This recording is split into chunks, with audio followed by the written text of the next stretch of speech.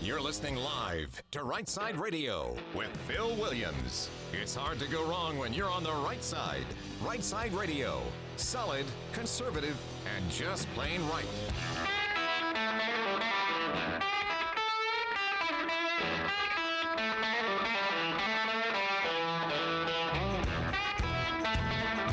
Alabama syndicated news talk leader, Rightside Radio. Phil Williams here live from the Rightside Studios, local, state, national. We're covering down on all the stuff, man. And like the dude just said, yes, we are. Solid, conservative, and just plain right.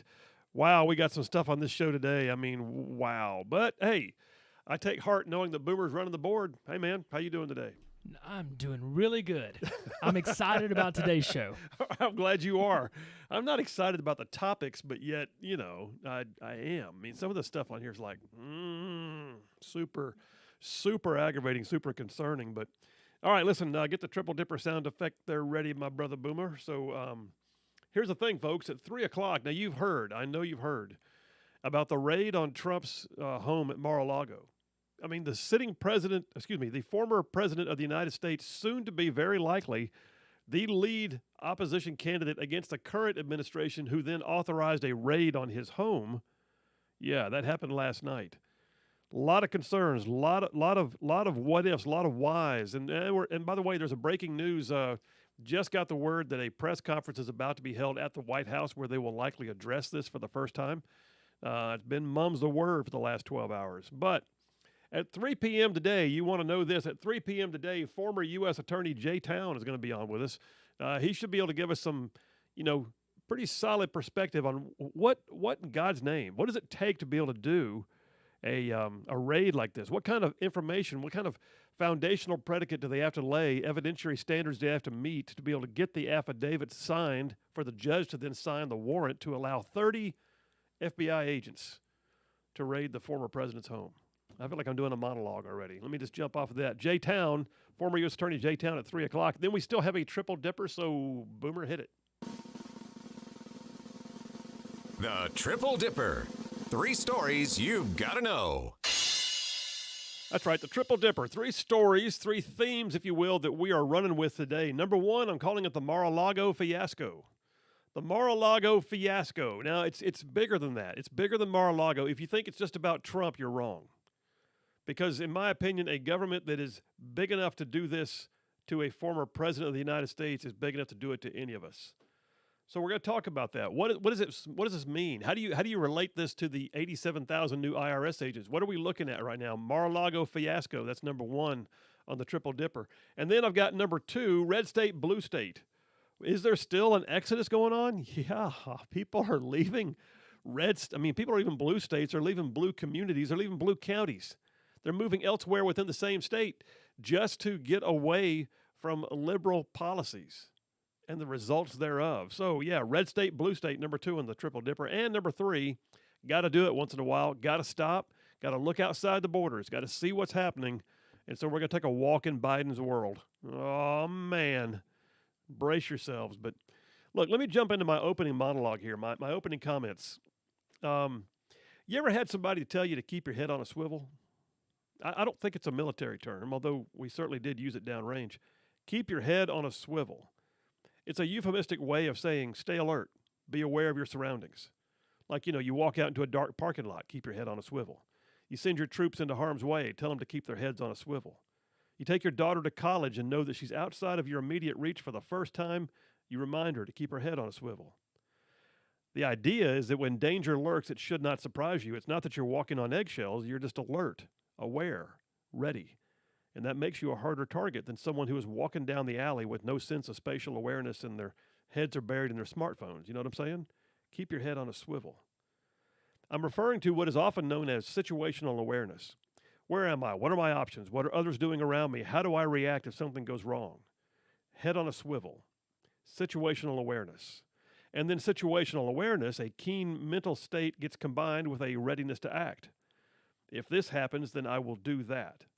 Head on a swivel with a plan. Like when I was in Afghanistan, the first Special Forces team I was with rotated out after just 6 months, and a new one came in to backfill them. My team stayed around another 5 months on the ground. I remember I was saying goodbye to the first ODA. Good dudes, every one of them. One of the guys, whose nickname was Cowboy because he was the one who tended our horses, he walked up to shake my hand. I said, "You take care, Cowboy." And as we shook hands, he looked at me and he said, "Roger, sir, and you keep your powder dry." Keep your powder dry. What does that mean? It's another one of those idioms. It dates back to the days when hunters and soldiers kept their powder in a waterproof powder horn because wet powder meant you were defenseless. You could not fire your weapon. Over time, as we've moved away from muzzle-loading weapons, that phrase has come to mean that one should be prepared to act with little advance notice. So your head's on a swivel, and you're keeping your powder dry. I mean, even the Bible is full of examples of admonitions that we should remain alert and aware. Like here's one: be on the alert, stand firm in the faith, act like men, let all that you do be done in love. That's 1 Corinthians 16:13. That's a no fooling, by the way, no fooling call to literally be prepared, be ready, man up. And you can do so respectfully and professionally, but do so nonetheless. It reminds me of Marine Corps General Jim Mattis, who used to tell his Marines, you be polite, be professional, but have a plan to kill everyone you meet. On the wall right behind me right now, in the studio, is a handmade sign that I had on my team room wall in Baghdad. It says, "Win friends, kill enemies." Are these contradictory? Are these sentiments really dichotomies, or can they go together? Well, my belief is that we can truly be aware, we can be alert, we can be ready to take a stand, and that we can do so without sacrificing our faith, our beliefs, our principles, our professionalism, our good name. In fact, I'll be honest with you, we have to. Like some of David's mighty men, known in 1 Chronicles 12 as the sons of Issachar. They were said to be, quote, men who understood their times and what Israel should do. Now, that's a clear indication to me that there's a need to be aware, alert, ready to watch the times and the world around you and to consider your part in it. It seems more and more that's where we are. We can live as sheep or sheepdogs, you know what I'm saying? Yesterday was a defining moment. Yesterday. There are certainly more facts that need to be brought out as to why, but yesterday the FBI conducted a raid with 30 agents on the personal home of the most recent past president of the United States, the man who many believe is likely to be the chief opponent to the administration that authorized the raid. It's unparalleled in our nation's history, and I'm being watchful right now. I'm keeping my head on a swivel. It amazes me, too, how many Trump haters took to social media to just laud the actions of the Biden Department of Justice against the object of their most partisan hate. One of them was hitting me up on Twitter last night, and I responded that the fact that he believes this issue is all about Trump just clearly shows how legally and morally blind he is. He is no longer aware. He's no longer paying attention. He has no sense of the bigger picture.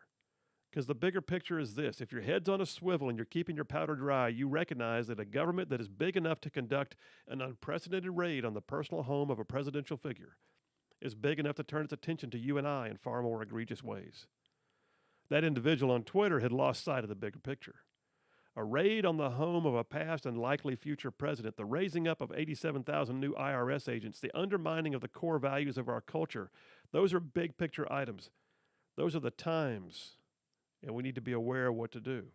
As an attorney, when I go to trial, I'm going to avidly pursue my client's best interest. I prepare their positions, their evidence, their legal standing, their precedents. I prepped my witnesses and thought through my presentation, but as an attorney, I would be remiss if I was also not aware of my opposition. What is their argument? What is their response? How do I counter their evidence? Because, see, being aware is not about how you feel about something. Being aware means you see clearly, and you are aware not only of your own position, but also seeking to know the movements, the positions, and the capabilities of your opposition. That is full situational awareness. I believe that right now we are entering into unprecedented times. More than ever, I believe it will be necessary for good men and women of principle to be fully and completely situationally aware of their surroundings, of their times, of the actions of their opposition, with a knowledge of what they should do. You may have to speak up. You may have to know your position well enough to add clarity. You may indeed have to address concerns that you shouldn't have to address, but if you don't, they'll just get worse. But the last thing we need to be doing right now is turning a blind eye, putting our heads in the sand. My friends, we need to be aware of our times and what should be done. We must, in fact, keep our heads on a swivel and keep our powder dry. And that's a wrap for the Right Side Way. Well, I'm serious. It's awareness. It's watching. It's knowing what's what. It's not just how you feel. It's keeping an eye on what they're doing. What are they thinking? What's their plan? I'm just telling you, folks. This was an unprecedented series of events. It bothers me. I have not lost hope. I am not sitting around here feckless and quivering, but I will tell you this. It has given me a heightened sense that I need to be aware of my surroundings, and I encourage you to do the same. Keep your eyes on the horizon. Phil Williams, Rightside Radio. Solid, conservative, and just plain right. We'll be right back.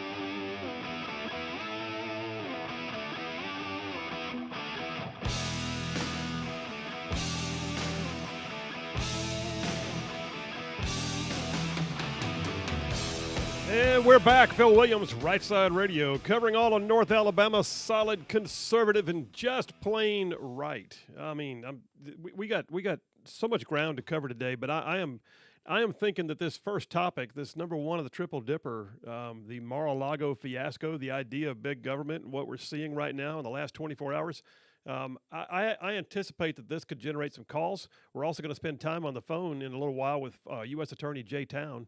And just get his perspective. I want to hear him speak to it. I am a practicing attorney, but the prosecution side of things is not something that I have ever done. I want to hear what it takes to get such a warrant, in his opinion.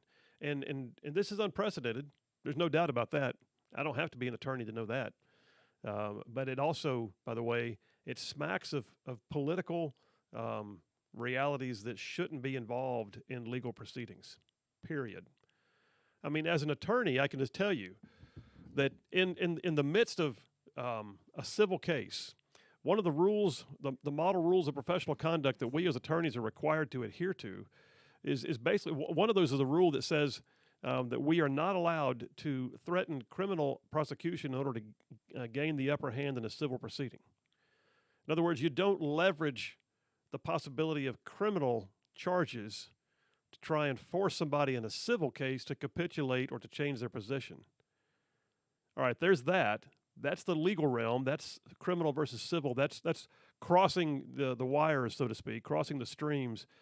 This is different. I recognize that what I just said doesn't necessarily apply, but what we're seeing here, in my opinion, is absolutely built on the idea that Democrats and never-Trumpers hate Donald Trump so much that they're willing to do whatever it takes to keep him from running for office. That's the way I feel right now. Now listen, if they come back with something like, they come back and turns out they've got Putin's cookbook, and it's got all kinds of interesting things in it that shouldn't be there. Okay, I want to hear it. At this point, though, what we're hearing is that the FBI showed up with 30 agents, and they walked through the house. They went through everything. They even broke open his safe, and they took 15 boxes of material, many of which they didn't bother looking through. They just grabbed them and took them. So we don't know, was there an inventory done? I would also think, too, here's the thing. It's Mar-a-Lago, for crying out loud. You got to know that the home of any former president is going to have a security system, right? There had better be cameras in the hallways documenting what they were doing. I hope right now someone has already accessed the security camera archives to see how these agents comported themselves. What did they do when they were in certain rooms? I hope that we have the ability to literally see this so-called raid in progress. That's only reasonable, right? The White House is holding a briefing right now. It's live. Fox is showing it up on the screen. CNN is not, for whatever reason. But Fox is showing it up on the screen. And by the way, I still find it interesting, Boomer, that you set this up so that on the two big screens here in the studio that CNN is on the left screen and Yes. Fox is on the right screen. Yeah. That was Right. that was intentional. Very intentional. Anyway, there's a press conference right now. Karine Jean-Pierre, the glass ceiling breaking press secretary, is dealing with Peter Doocy right now. Saying that President Biden was not aware of the Trump FBI search. Well, he better not have been aware. I have a hard time feeling like that's absolutely true. But nonetheless, he'd better not be aware. Because if he is, then what we're dealing with here is like Banana Republic crap. I mean, we're dealing with, the dictator in his, well, he does tend to wear the aviator sunglasses. Boomer's nodding his head at me. But what we're looking at here is the kind of thing that only happens in countries where the rule of law means nothing and where you don't have due process and where you have dictatorships, or for that matter, you at the very least have despots who are keen to use their political prowess to try and keep their opposition in play. That's what Putin does. All right, I've said a lot. It's gonna play out, or I don't know how long it's gonna play out. It's gonna take a while. But here's the other thing. Someone better quit playing dumb. Karine Jean-Pierre better not be the last person to come to the microphone from the White House and address this. This is a huge, hairy deal. And if you think it's just about Trump, you're wrong. If you're out there going, Trump, oh, they're going to, mean orange man, they went to his house. If you think this is all about Trump, you are wrong. Do I think Trump was a motivator for the folks who did this? Yes. Is there some potential accusation against him that allowed this to take place? I assume so. But at the same time, if you think that the pundits should be addressing this only from the perspective of, well, it's Trump, and he's always getting away with something. Okay, well then tell me why it is we never raided Hillary Clinton's house. She had a stinking server, for crying out loud. She was doing Secretary of State classified business on a personal server. They're saying that Donald Trump had some documents. I'll cover this down in a minute, but let me just go ahead and preempt some of this by saying, did you know who the ultimate authority is allowed to declassify documents? Oh, that would be the President of the United States. So if he took a document out of the White House, I don't know what it was. We'll find out. They say they've been cooperating with him, and then they didn't feel like they were getting as much cooperation. And so they raided his house with 30 agents. They determined that Hillary did, in fact, have classified information going to and from a private server in her home, which she destroyed with a hammer. Do you remember all this? 33,000 emails just went away. Did they raid her house? No, of course not. But now the former president, and oh, by the way, the person who is most likely right now seen to be the top of the ticket for 2024 Republicans, Donald Trump, he's raided. He's raided. Oh, by the way, they're saying it's not related to January 6th. Interesting. They're not mentioning Russian collusion. Interesting. They're saying it was a referral from the National Archives because they want to know, did he have some more documents so that they can archive them? What? Are you kidding me with this? So you want things you could put in a box on a dusty shelf in the old warehouse where they keep the Ark of the Covenant and just, say, well, good, we had to get those back. It better be more than that. Someone needs to come to the microphone and add some clarity to this because the world is watching. And I'll be honest with you, Republicans, conservatives are freaking mad. And we're keeping our head on a swivel. We want to know what's next. Phil Williams, Rightside Radio. We got a lot more where that came from. We will be right back.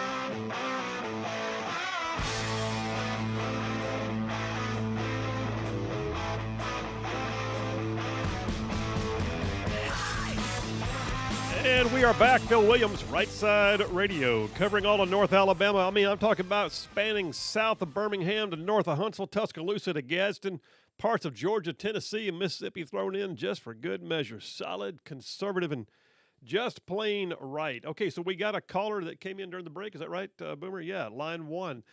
Kent from Decatur. Kent, how you doing today, man? I'm doing fine. How are you, sir? I'm good. What's on your mind? Well, what they're trying to do to President Trump, that's the main thing. I've got other things too. The border, the southern border. I mean, there's a lot going on. But today it's President Trump, brother. Yeah, I agree. Tell me what your thoughts are. Well, as I was telling Boomer, or your call screener, I first heard this last night I was watching Jesse Waters, and I was just absolutely stunned. And he spent a lot of time on it, and on the FBI raid, that is. And the more I thought about it, the angrier I got. Yeah. And I know just yesterday or the day before, you were talking about angry white men. And FBI, Biden, FBI, if you're listening, I'm here. I'm mad. And at first, I thought, what can I do? And I sent a contribution years ago to the Trump campaign just because I knew they kept up with contributions. And I wanted to send a message before the first impeachment. And I wanted to send a message. And I'm thinking, how can I send a message to the FBI? So I got on my smartphone, and I looked up FBI offices. And as far as I know, I ended the search right quick because I kind of got paranoid. But as far as I know, there's an office in Birmingham. And you being an attorney, I figured you would be a good one to ask advice. Okay. I'm thinking I'm going to go. I'm going to make me a good size sign, and I'm going to protest in front of the FBI's office. And on one side, it's going to say Trump forever, and on the other side, it's going to have big letters FBI, and that's going to stand for, and I can't say it on the radio, but the F, I think everybody knows what it means. B is going to stand for Biden, and I is going to stand for investigators. FBI. I'm mad as hell. I'm sorry. Oh, man. I'm not going to take it no more. I'm going to vote. I'm going to vote this coming time. I always vote. But this time, I'm going to vote. I'll just put it that way. Well, this time you're going to vote with a passion is what it sounds like. And I tell you what, here's the thing. I mean, we can imagine where the vote's going to go in Alabama. We're a generally red state. I mean, where you and I live right now in North Alabama got the highest percentage of votes for Trump in both 2016 and 2020 in the entire nation.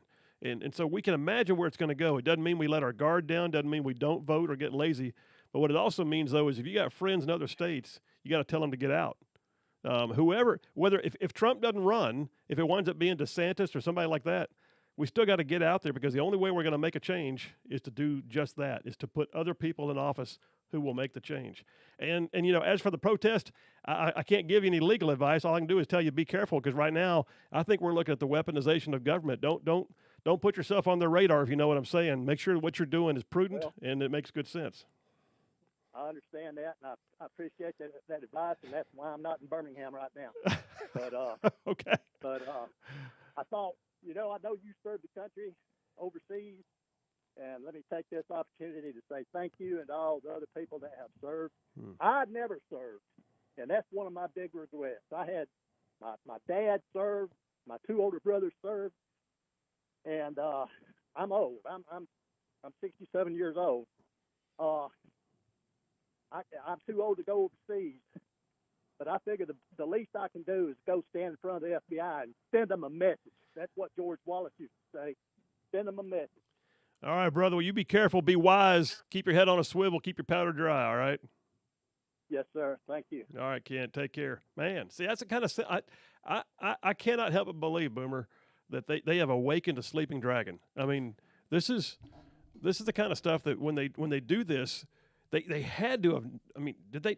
They had to have known that they're gonna, like you said, awaken a sleeping dragon. Everybody's just starting to actually see Yeah, what's happening. And you know, I was talking to Charlene this morning, and so part of me looks at this and goes, all right, did they fully calculate this?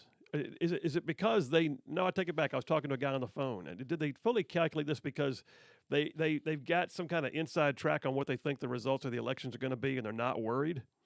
Or is it because there's just a desperate push to scratch and claw and get everything they can right now because they are worried? And that's where I think it is. I think it's, you know, and I can look at it biblically again. It reminds me of Satan thought he had it going on when he hung Jesus on a cross.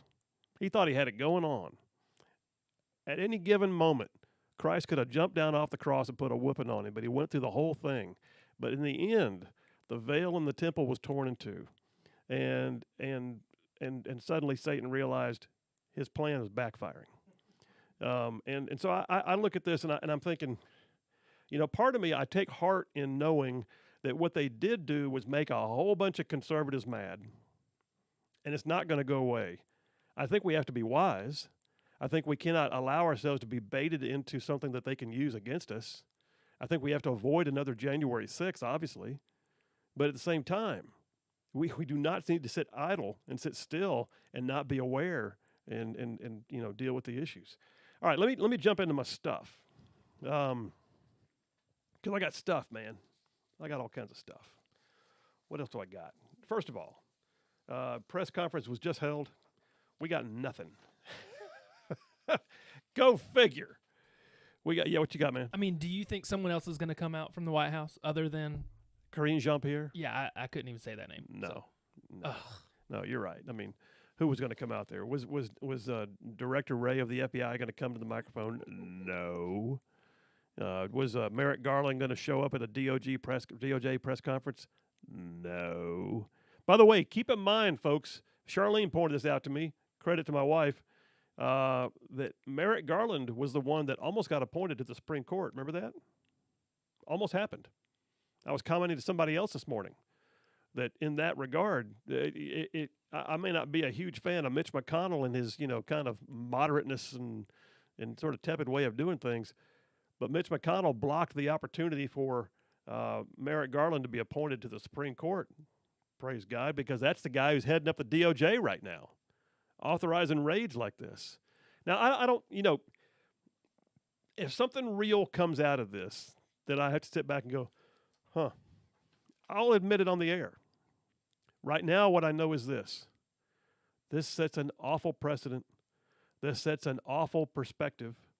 This sets an awful level of distrust and angst in the average citizen. This is something that I anticipate did not have to happen this way.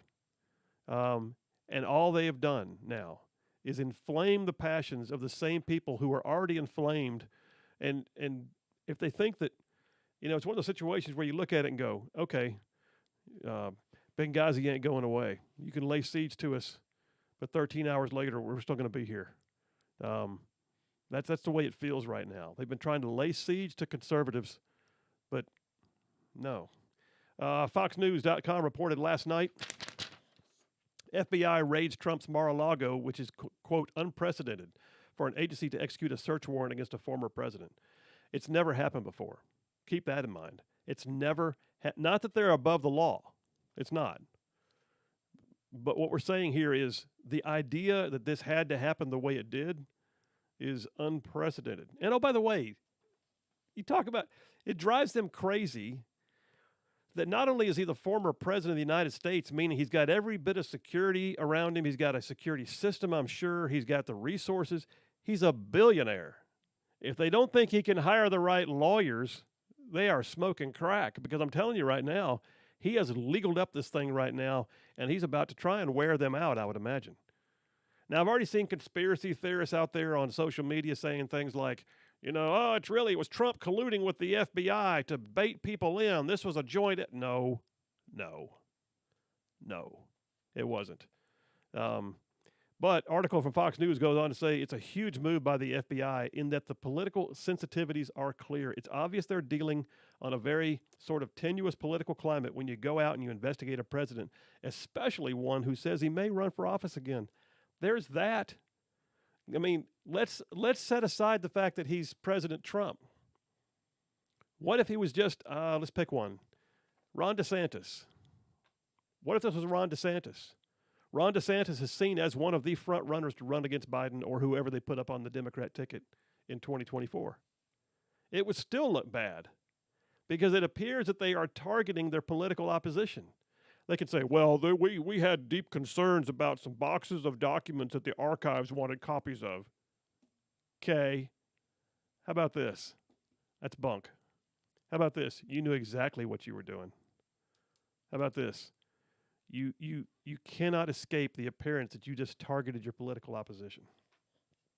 And of course, the GOP is slamming it right now. I mean, did they just hand basically the golden goblet right now to here, take a big drink from the golden goblet, GOP. We're giving it right to you. Yes, you are.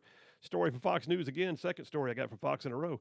GOP slams the weaponization of the DOJ after Trump's Mar-a-Lago raided by FBI. Dems call it accountability.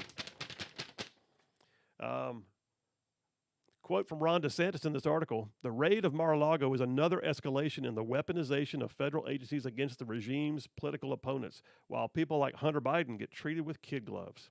Yes. Now the regime is getting another 87,000 IRS agents to wield against its adversaries. Banana Republic. That's his quote. House GOP leader Kevin McCarthy issued a warning to Attorney General Merrick Garland that extensive oversight by Republicans in Congress will be heading his way. Attorney General Garland, he said, preserve your documents and clear your calendar. I hope so. Big talk. I hope so. What about this? Kristi Noem called it un-American. How about this? Then there's a squad member, Representative Pramila Jayapal, Democrat from Washington. The FBI is just working towards accountability. That's what happens when you break the law. Try to steal an election, cite a deadly insurrection. Donald Trump should be in jail. A deadly insurrection. Who died? Oh, that's right. One of the protesters who was unarmed, Ashley Babbitt. What insurrection? Oh, that's right. Nobody was there to try and overthrow government. Unreal. What else have I got before we go to a break? No, I'll tell you what, it's 2:47. Let's go ahead, Boomer. Take the break, brother. Let's go ahead and do that right now. We'll come back. I've got something here that needs to be taken into account. The president allegedly had documents in his possession. They were concerned.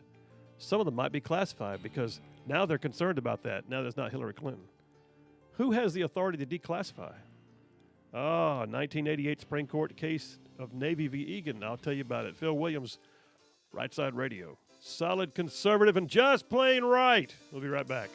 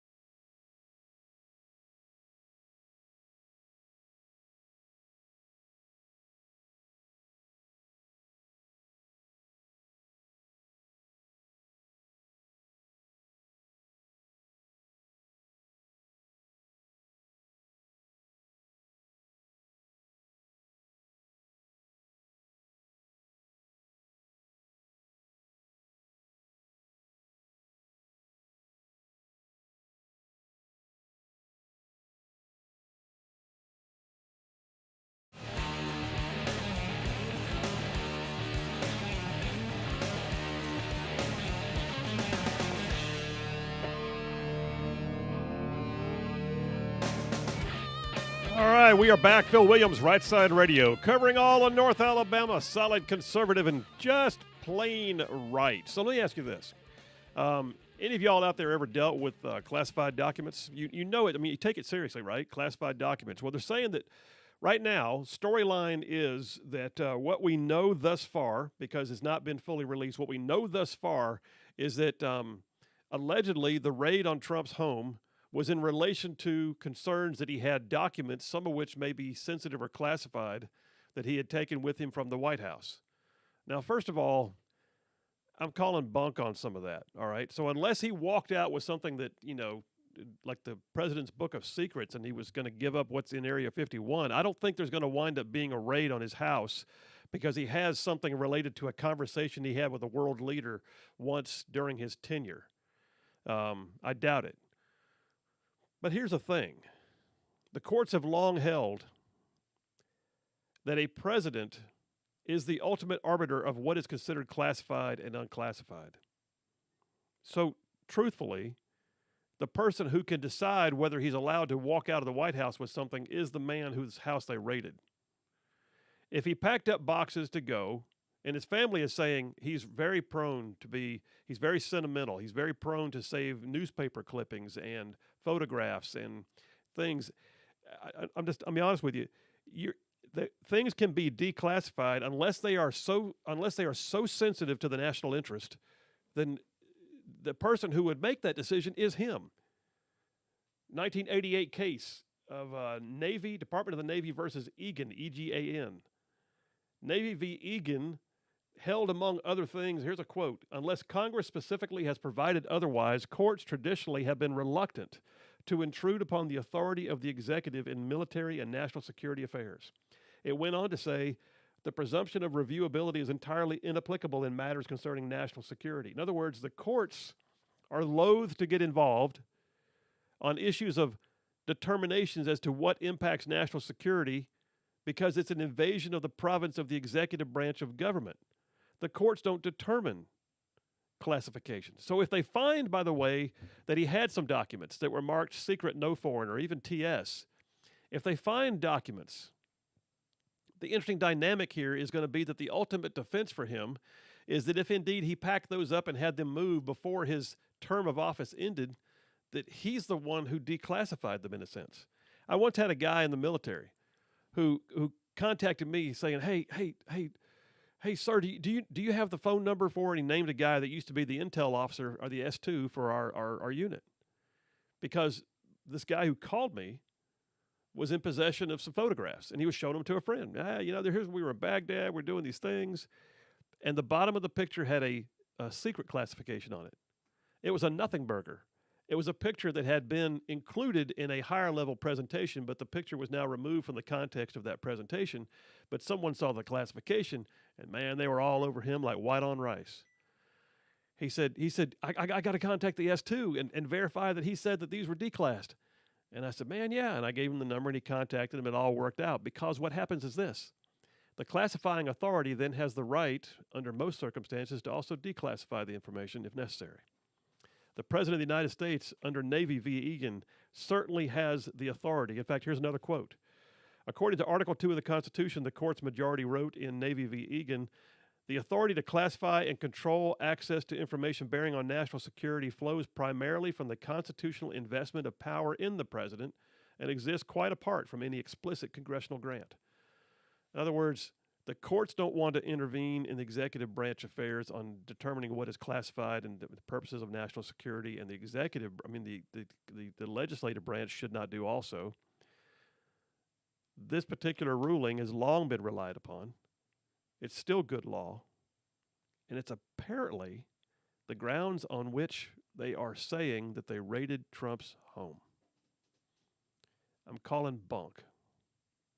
I'm saying that unless they walk up to the podium for a press conference like real soon, then people like me are going to keep dissecting this, and it's going to get worse, because they have now diminished the trust of the people even further in the institution of the FBI and the Department of Justice, and in the idea that we as a nation, we stand for due process. We don't We don't persecute our political rivals. We may not like them. We may have to put up with negative advertising, but we do not use the province of the courts to go after people to gain the upper hand in a political situation. It is no more ethical doing that than it is as an attorney, as an attorney, am not allowed to go after criminal allegations in order to gain the upper hand in a civil matter. The idea that they can persecute a political opposition, which is what it looks like. Don't tell me it doesn't. Oh, Phil, you're overreacting. You're just a Trump lover. No, Trump aggravates me too sometimes. But the reality is this. He was soon to be, very likely, and probably still will be, the announced candidate who will go straight to the top of the ticket. He will poll the highest. And he is their true political opposition, and they hate him. And so they used and abused, potentially here, the powers of government against their political opponent. That's what it looks like. Tell me otherwise. Coming up next, Jay Town, former U.S. attorney, going to get his perspective on this. How does this come about? I want to know how this gets put together. Phil Williams, Rightside Radio. We'll be right back.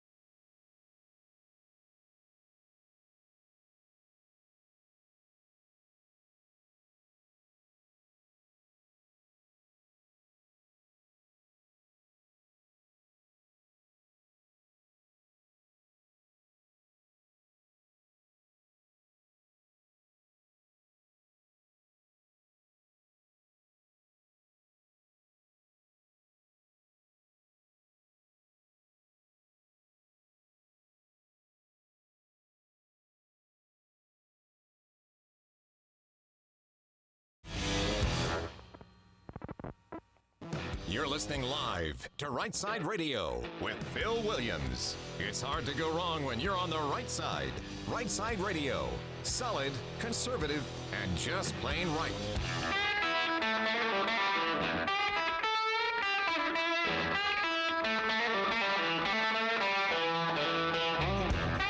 Alabama's syndicated news talk leader, Rightside Radio. Phil Williams here live in the Rightside Studios. Local, state, national, man, we're covering down on all the issues. Solid, conservative, and like the dude just said, yes, we are just plain right. All right, listen, coming up here on the show now, we're still in number one of the Triple Dipper, Mar-a-Lago fiasco, I'm calling it. It's an amazing thing to watch when you see what has all the appearances of political persecution, but you got to know that there's procedures that had to have been followed. There had to. The FBI can't just walk in the front door without a warrant. The warrant had to have had some form of, as evidentiary predicate. It had to have been signed off on a judge, but isn't there a high burden to lift here? Well, I figured somebody who might know, who could better enlighten us is Jay Town. Jay Town's an American attorney here in Alabama. He's a former U.S. attorney, for the Northern District of Alabama. He served as a senior prosecutor in the Madison County District Attorney's Office. Got his bachelor's degree from Notre Dame, his law degree from Seton Hall, 12 years as a Marine Corps JAG officer. And he's on the phone right now. Jay Town, how you doing today, man?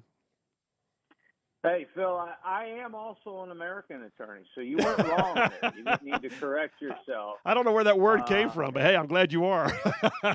I am a deeply, deeply American attorney. That is correct. So you're on the ball as always, my friend. Thank you, brother. Well, listen, Jay, I figured if somebody could enlighten us. I practice law, but I have never been on the prosecution side. I've never had to seek out a warrant. I'm a civil attorney, but you, on the other hand, especially as a U.S. attorney dealing with FBI matters, what kind of a high burden would they have had to meet to be able to get a warrant to go and search the former president's home? Your thoughts on that? Well, look, an affiant had to convince a federal judge that a federal crime has been committed, that there's evidence of that federal crime, and that there's evidence of that federal crime in the former president's personal residence and office in Mar-a-Lago. And, look, if President Trump, former President Trump, has classified documents in his bedroom safe, let's say, then that is against the law. It's also a misdemeanor. It's also way outside of any priority matrix that the Bureau or the Department of Justice would put forward in its threat banding. It's not a big deal. There's other means, lesser means, to get those papers back. For instance, you could just file a lawsuit in federal court demanding their return. Happens every day for all kinds of other types of property. If this is about making the National Archives whole, and you can imagine the type of person at the National Archives, if this is true, that is just, oh, look what I've done. This is my career. This is the big one. This is the one we've been waiting for, right? Can you imagine the liberal sort of coffee room at the National Archives right now? It probably looks like the world's most boring birthday party, which is to them a really exciting day. But I'll tell you this. Let me say this, Phil, and I know you got a lot of questions, and I promise I'm not filibustering here. But I have a lot of friends, good friends, close friends in the Federal Bureau of Investigation. I have worked with the Bureau most of my career. I was confirmed by the United States Senate the same day Chris Wray was confirmed. I consider Chris Wray a friend. I don't lump every decision that the FBI makes into one categorization of the Bureau itself or law enforcement. We all hate it when we see bad cops, right? Derek Chauvins of the world. We don't lump them in with the rest of the 750,000 law enforcement members in the United States, right? That's why Chauvin gets prosecuted. So if there was a bad decision here, there's bad judgment, poor judgment, I don't lump the entire Bureau into that. And folks that made those judgment calls need to be held accountable. But if this is about filling up the National Archives, man, it's just really a bad look. Yeah, totally bad look. And I'll get to the bad look here in just a minute. Let me ask you this: just in a quick glance through legal precedent, and I referenced Mhm. before you came on the air. There's a case called Navy versus Department of the Navy versus Egan. It's a 1988 Supreme Court case, and I'm not trying to put you on the spot here. All I'm saying is what it says is the president is the ultimate authority for declassifying documents. So let's say he did. Let's say he walked out the door unless he had the missile codes from the football in his pocket when he walked out the door. The reality is, most of what he took, he would have had the right to declassify, allegedly, and take with him. So, doesn't this seem like an overreach in your opinion? Well, he would have still had to take the. I mean, what Egan was really saying is that you can't you can't go ahead and call something unclassified sort of post facto. And so I think the president would still have to say, okay, all of these documents are unclassified, and I therefore I can take them with me as just sort of pieces of paper. But look, at that point, we are way I've made tough charging decisions throughout my I've prosecuted thousands and thousands of people, and I've overseen the prosecution of thousands more. And I can tell you that, charging decisions are tough. You don't go into the president of the United States' bedroom on a misdemeanor. You just don't. Yeah. And I mean, and if somebody said, well, nobody's above the law, and whether it's a misdemeanor or a felony, I look at it all the same. I mean, there is a part of me that can respect that, but there's also a part of me that says, you got to weigh the equities here, though, of what this country is going to think about what you have done. Are you going to do irreparable damage to the reputation of law enforcement, specifically and especially the Federal Bureau of Investigation? Is this going to be something they can't come back from? Believe me, the FBI is taking orders in this thing from some prosecutor somewhere.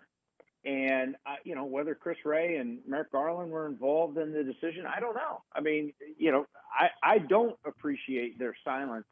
I understand it. I've given that answer before when there's blue windbreakers running into a pill mill doctor's office, and I can confirm nor deny that there's an investigation into that pill mill, even though, AL.com already has the photo up of the DEA agent going in.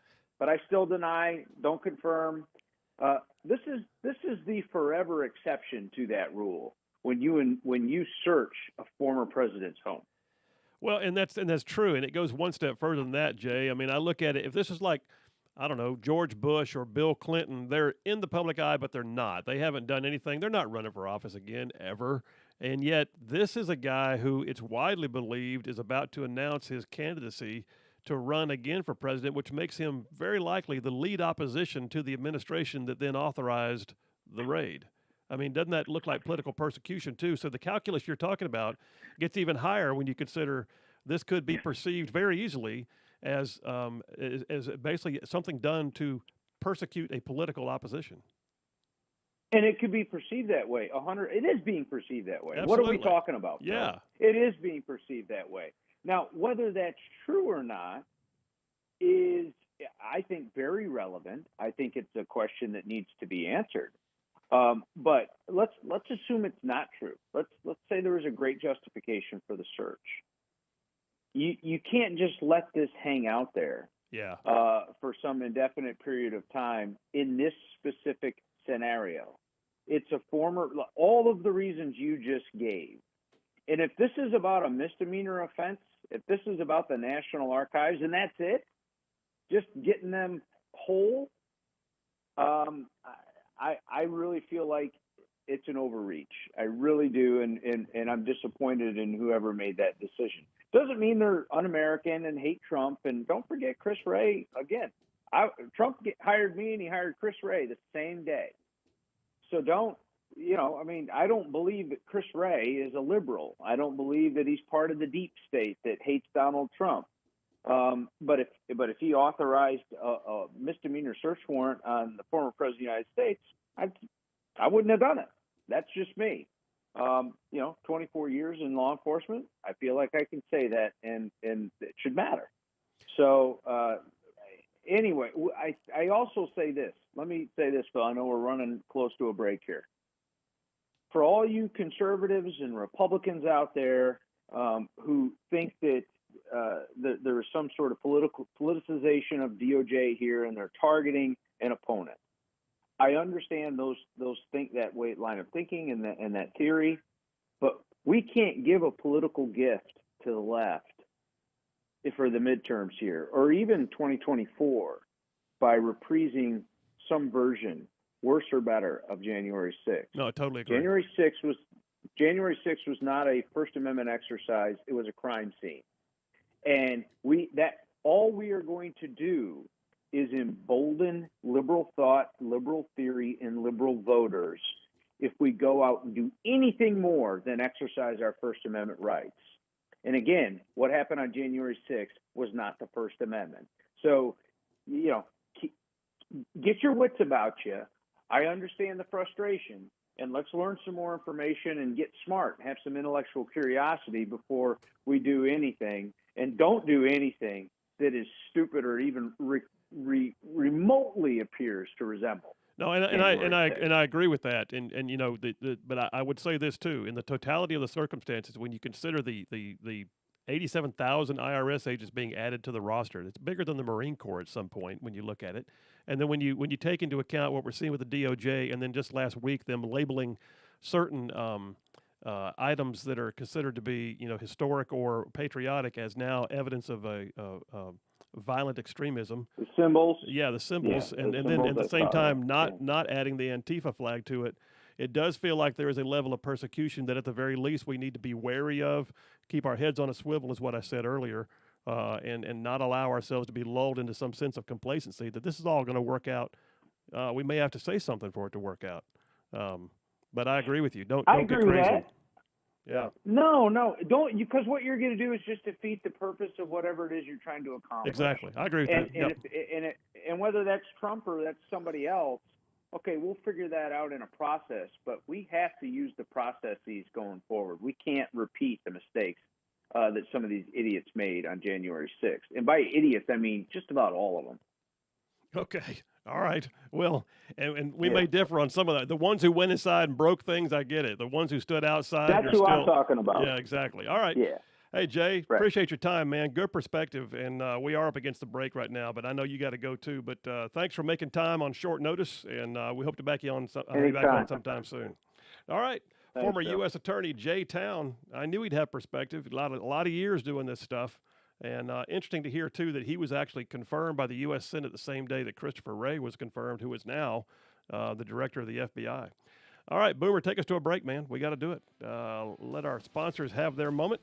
We'll come right back. Phil Williams, I'm not leaving this, by the way. You want to call in, 833-687-4448. That's 833-68-RIGHT. 833-68-RIGHT. What do you think? Oh, man, I got thoughts. Phil Williams, Rightside Radio. We'll be right back.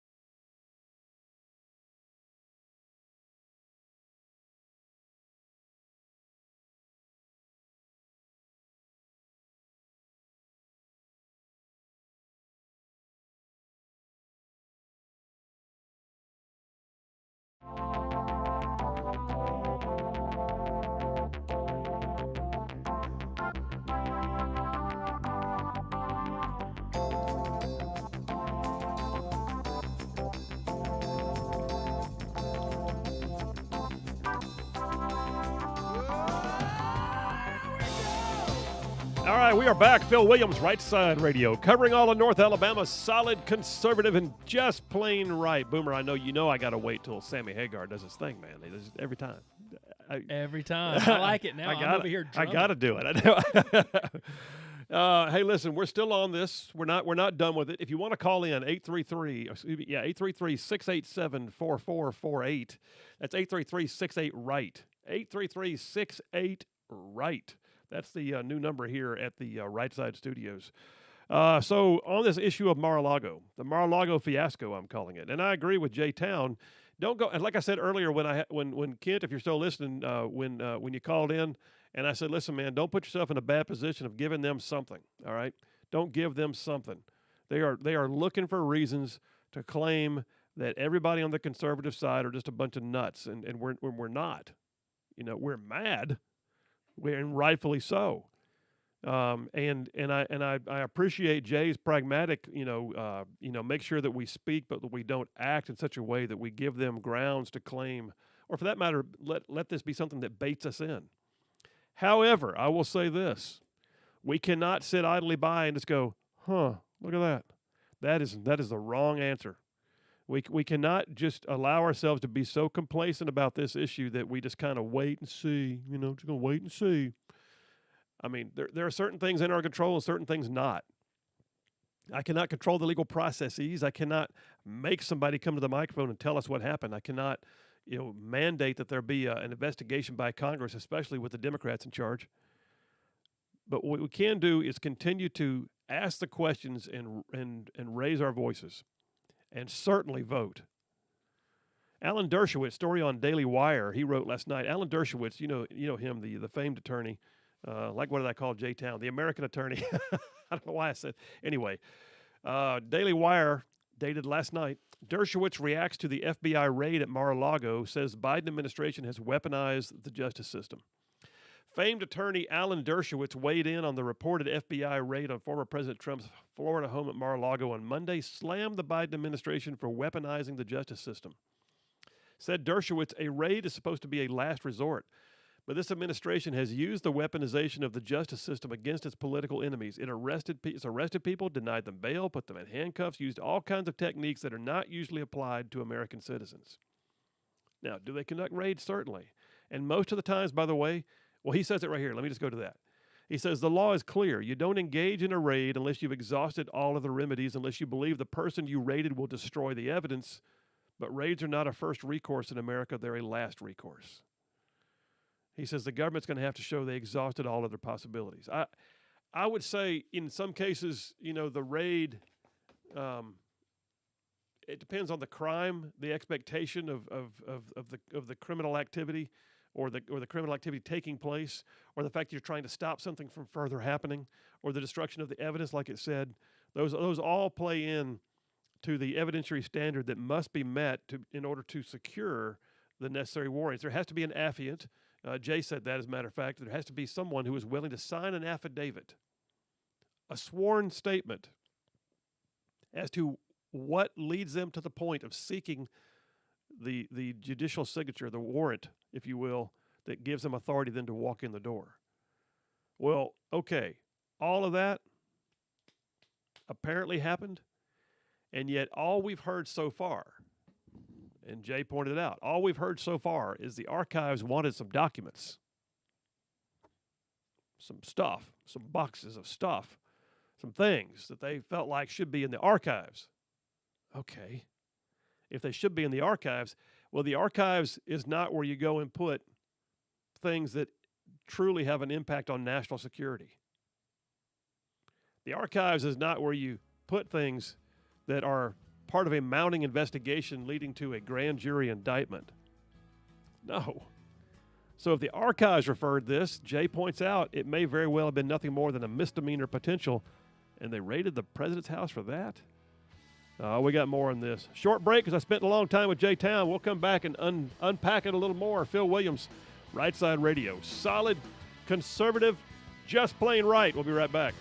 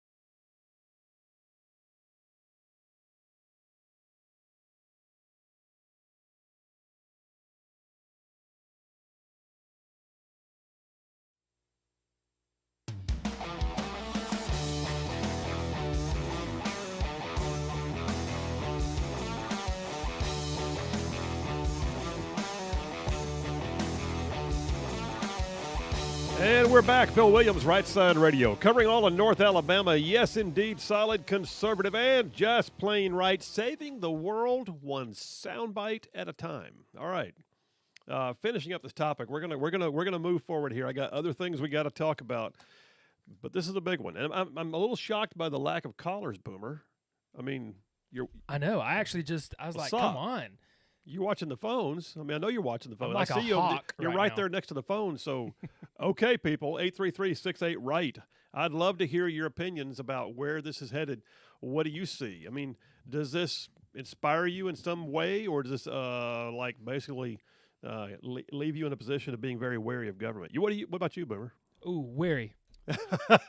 Like I don't like that. Wary. Yeah, I'll talk about it. I'm like, for this, I'm like, it's like what you were saying earlier in your monologue and everything of if people that just think that it's just about Trump, absolutely not. Yeah. Absolutely not. I mean, there's so many other things going on behind the scenes, and if they can do this to a former president and the candidate that's most likely running against them coming up, what are they going to do to us? Yeah. That's why we got to keep our heads on a swivel. That's why we got to be, reaching into that passage from where was it, First Chronicles, that like the sons of Issachar, men who were aware of their times. In other words, they were watchful and they knew what was happening. Anyway, all right. Wow. And you know what? You got one of the other verses that I quoted right there on the desk. Yes. Which, be watchful, stand firm in the faith. Act like men, be strong. Let all that you do be done in love. I like the be watchful the way I memorized that verse was be on the alert. Be on the alert, stand firm in the faith. I like the part that says act like men. I love that. Act like men. Act like men, guys. Hey, man up. That's what it basically says. Yes. All right. Daily Caller. Dated yesterday. Daily Caller, no reason to be fearful. Democrat senator tells taxpayers not to worry about the IRS expansion. Okay, so I'm in this whole section, the Mar-a-Lago fiasco, but to me, this smacks of government overreach. And so you see a lot of the statements being put out there, like the one by Kristi Noem, I think it was, that basically said, okay, add this to your expansion of the IRS and tell you why we shouldn't be concerned. I'm paraphrasing, but that's where she or somebody went. All right, I'm doing the same thing. What I'm saying here is this raid on Mar-a-Lago smacks of government overreach. At the very least, it smacks of a complete disregard for, I don't want to call it protocol, but at the very least, a complete insensitivity to the political realities they're dealing in. Now, I'm not so, blissfully ignorant that I think, oh no, they maybe they just didn't realize. No, they realized what they were doing. They knew exactly what they were doing. But now they're also got to lump that in the same week that happens, same 48-hour period that happens. They also passed the bill, the what do they call it? The Inflation Reduction Act. Give me a break. And now in the middle of that, there's a $45 billion being earmarked for enhanced tax enforcement, which includes adding 87,000 new IRS agents to the IRS. And Democrat Senator, what's his name? Ben Cardin of Maryland says, millions of Americans aren't going to be impacted by that, other than getting better service from the IRS, having their telephone answered, and getting the questions they need in order to comply with our tax laws. Now, see, here's how many times are we going to start hearing in the near future, well, if you're not guilty, you've got nothing to worry about. Oh, except that you can persecute my business and you can come, you can come audit at will because you got people now looking for the opportunity to justify their existence as government employees, sucking down a paycheck, basically becoming the loathed tax collectors of the biblical times. You got a caller, Boomer? What's going on? No? Somebody came and went? I will say this. I don't like it, but I am not going to sit around quaking. I don't like it, but I'm not going to wind up walking on eggshells. We got to live, folks. We got to live. Be wary. Be aware of your times. Keep your head on a swivel. Keep your powder dry. I said all that in my monologue, but But we cannot allow this to breed fear. You know what they did with COVID for the last 2.5, 3 years was they bred the fear of COVID as much as anything. So, U.S. Representative Jerry Carl, though, I didn't appreciate his response. At the very least, I didn't appreciate his verbiage. He was on my buddy Jeff Poor's show, and Jeff wrote up the piece in 1819 that talks about it, dated yesterday. U.S. Representative Carl says hiring 87,000 additional IRS agents makes him a nervous wreck. Folks need to be worried. Okay, first of all, don't be a nervous wreck, and don't be worried. All right? Be on the alert. Stand firm in the faith. Act like men. Be strong. Let all you do be done in love. Okay, there's a different response here. He says, there's some things in that bill, Jeff, that really got me a nervous wreck. Come on, sir. That's not leadership. Once that vote was through, I haven't had a chance to dissect this completely, but I do have some punch notes on it. He said it made me nauseated that it actually passed. Someone has to explain to me why we need 87,000 new IRS agents. So here's one of our congressmen telling us that he's a nervous wreck and it made him nauseous. All right. Somebody find me a better response than that. All right. Anyway, okay. Let's wrap this up. You got to what's that caller there? What? Oh, the caller just wanted us to know and just for us to verbalize that, the FBI is supposed to be moving to Huntsville, in Alabama, and they were just saying, man, we don't need that corruption right now. What's going on through the FBI? Well, okay, let me say this. There are bad, let's pick one. Well, J-Town made the example. There are bad police officers occasionally. There are occasionally, like I just saw one yesterday. There was a female soldier at Fort Hood, Texas, who was just convicted of stealing $1.5 or $2.5 million worth of equipment. There are bad people in good places, and I would just suggest this: do not try to lump all of the FBI into what we're seeing here. In fact, I wouldn't even lump all 30 of those agents. Those agents are sworn to uphold and defend. And if they are told by their it's just like a soldier. If a soldier is told, if it's illegal, immoral, or unethical, they have a right to resist the order. But for the most part, a lawful order given is a lawful order that must be followed, and the same will be true in the chain of command with the FBI agents. Let's don't do that. I mean, the FBI training center. What I want to see an FBI training center planting the flag in a conservative state like Alabama, where the people are going to live in the community and have sort of the cultural. I don't want them going to New York City. I mean, do you want the FBI to get their training and to sort of plant their flag in New York City of all places, or in Denver, Colorado, where they have legalized recreational marijuana? I don't think so. No. So I would much rather see them plant that flag right here in red state Alabama, bless our economy with it, and hopefully we can love on them, go to church with them, eat at restaurants with them, and by God, they'll walk out of here with their back straighter, even more so because they lived in Alabama. And I'm not going to lump every single man and woman in the FBI into the category of this political persecution that I feel like we're seeing elsewhere. All right, hey, is that Jeff from Indiana? Line one, Jeff from Indiana. How you doing, brother? Doing good, Phil. Good. Yeah. Well, not doing too good, considering everything's going on. You know what I mean? I do know what you mean. What are your thoughts on this, man? I guess you're calling in about the Mar-a-Lago stuff. Yeah. Well, I think we can pretty much declare that the executive branch of the federal government is in tyranny.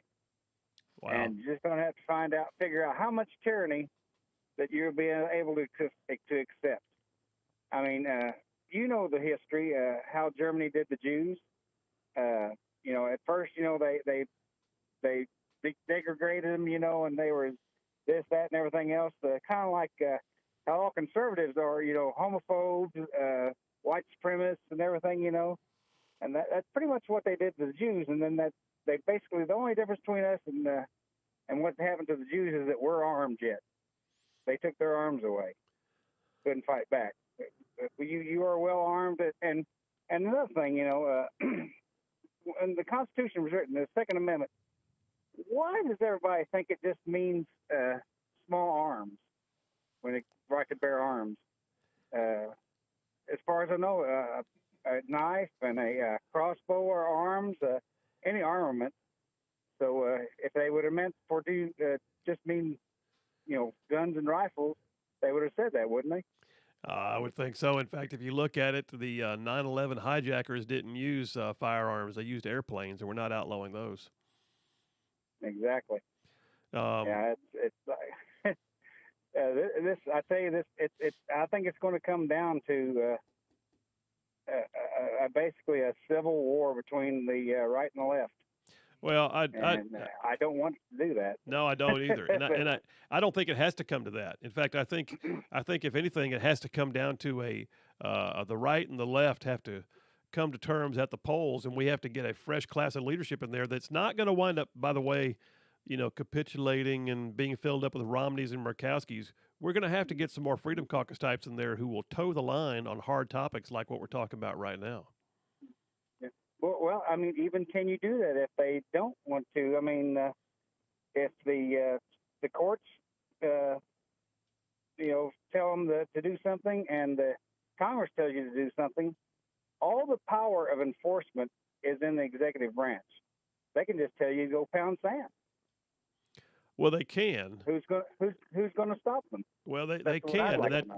that's what you're talking about. Though is exactly what I'm talking about. That's why I'm concerned about these 87,000 IRS agents. I don't want an executive branch that can weaponize every aspect of its different tentacles and make our lives miserable. But at the same time, I mean, I think there's a fine line here. I don't want to see this ever devolve into a conversation where we talk about civil war. I don't see us going down that road. No time soon. I mean, I hope not, but I see it. If things keep progressing the way they are, it's inevitable. I mean, we'll look at the elections and everything. We don't even know if they was even stolen or not. We never got to look at all the evidence. Well, more to come, brother. You keeping your head on a swivel, though, it sounds like. Oh yeah, I'm well armed and keeping swivels. All right. Take heart, man. I've never heard you this blue though, Jeff. I mean, I'll be honest. You call in with a little more lilt in your voice. You don't have it today though. Well, I mean, I'm looking around and seeing what's going on, and it's just like throwing the frog in a pot of cold water and turn the heat up. It's going to boil before it knows it's getting roasted, and I'm afraid we're going to get boiled. Well, not if we keep talking about it like this and keeping people aware. And I do believe, by the way, there's going to be some accountability out of this. We just got to make sure that we have the right leadership to push for the accountability. But yeah, and that's another thing. If the Republicans do take back over and everything, do you see Hillary getting locked up? Do you see Hunter Biden getting locked up? The problem is the Democrats go after everything, whether it's a crime or not, with Republicans, and plain crimes out in the plain view, the Republicans just cower and just let it go by. And that's because in a lot of ways, the Democrats believe in the power of big government and the big government being the answer all to everything that they need, the panacea for all our needs, which means it also has all the enforcement that they could possibly want to put in it. Whereas Republicans are more prone, they're not all, but they're more prone to be mindful of civil liberties.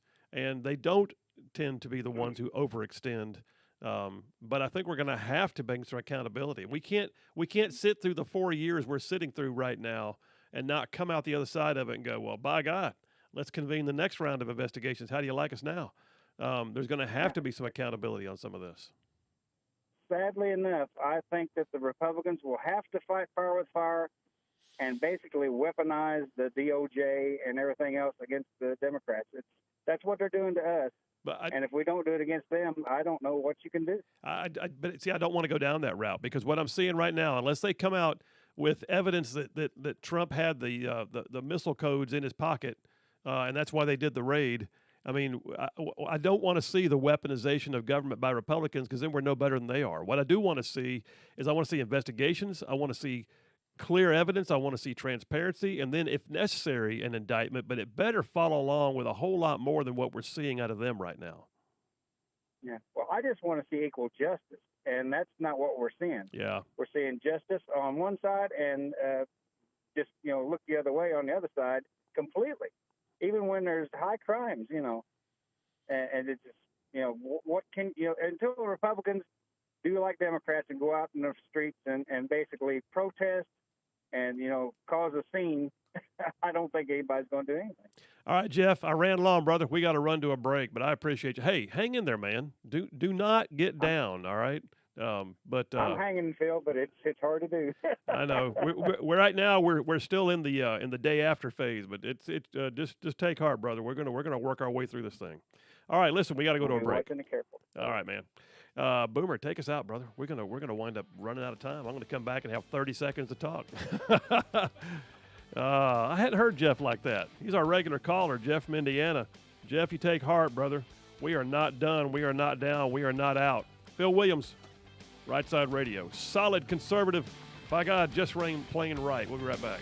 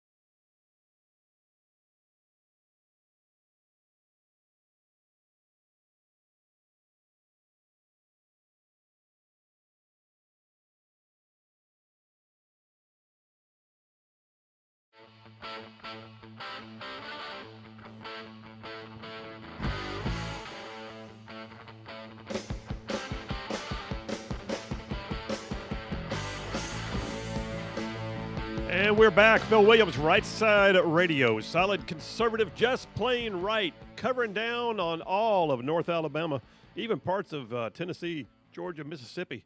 And podcasting, by the way, the podcast of the show we just like jumped yesterday. We had, 470-something downloads yesterday.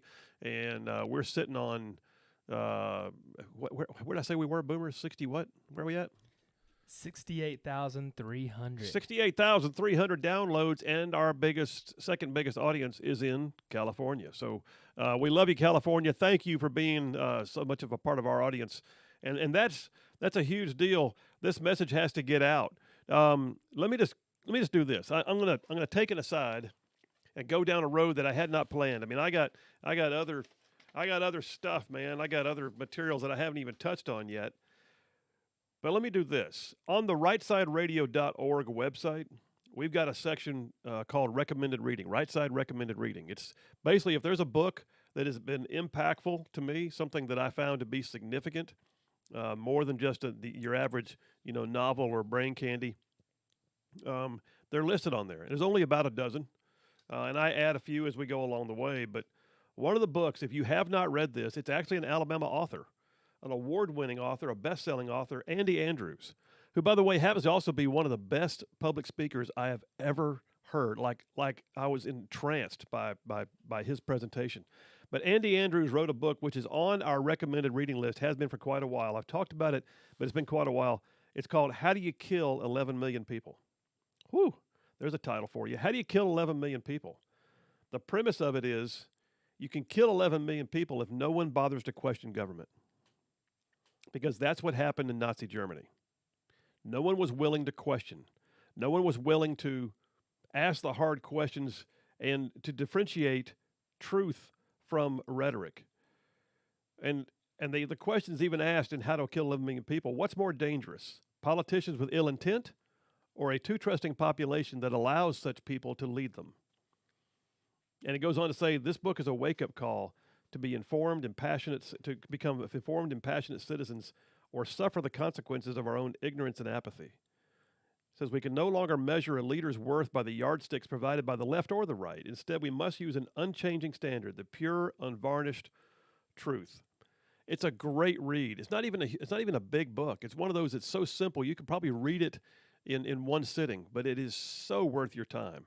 How do you kill 11 million people? By not keeping your head on a swivel, by not keeping your powder dry and being willing to act and react as needed. How do you kill 11 million people? By sitting still and saying nothing, by being a sheep instead of a sheepdog. That's how.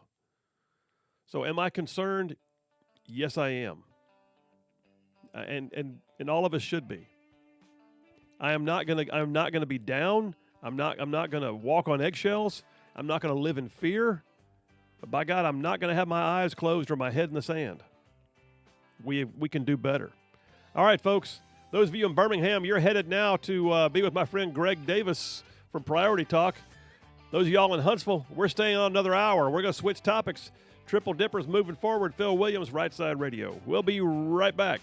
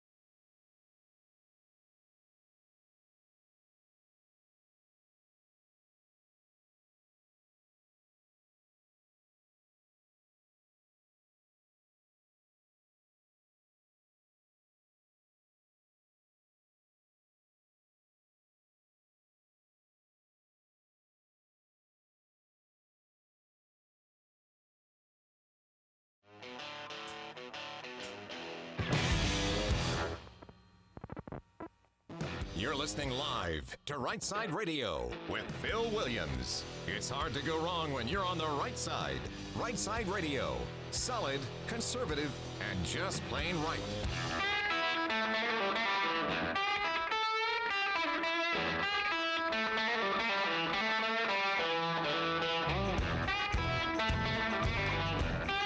Alabama's syndicated news talk leader, Rightside Radio. Phil Williams here live from the Rightside studio. Local, state, national. Man, we got all the issues. Solid, conservative, and just plain right. All right, listen, you want to call in? I'll take it. 833-68-RIGHT.